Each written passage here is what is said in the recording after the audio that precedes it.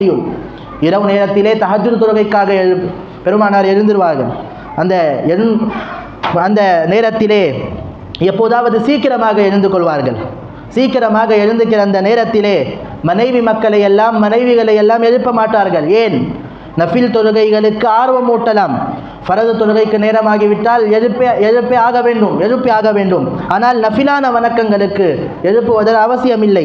ஆயிஷா ரஸியல்லாஹு அன்ஹா அவர்கள் அறிவிக்கிறார்கள், நீண்ட ஹதீஸ்.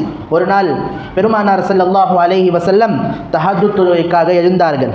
அந்த நேரத்தில் ஆயிஷா ரஸியல்லாஹு அன்ஹா அவர்களும் முழித்து கொண்டிருந்தார்கள். ஆனால் அவர்கள் முழித்து கொண்டிருப்பது பெருமானாருக்கு தெரியவில்லை. மெதுவாக எழுந்தார்கள். இன்தால ருவைதா ஹதீஸுடைய வாசகம். மெதுவாக செருப்பை அணிந்தார்கள்.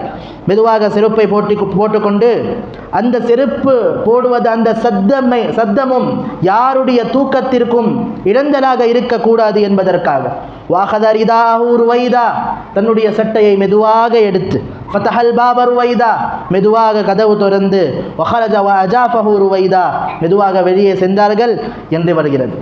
இரவுடைய நேரத்திலே தஹஜ்ஜுதுக்காக எழக்கூடிய இபாதத்துக்காகத்தான் வணக்கத்திற்காகத்தான் எழுகிறார்கள். ஆனால் யாருடைய தூக்கத்திற்கும் இடைஞ்சலாகக்கூடாது என்று பெருமானார் ஸல்லல்லாஹு அலைஹி வஸல்லம் அவர்களுடைய பழக்கம் இருந்தது.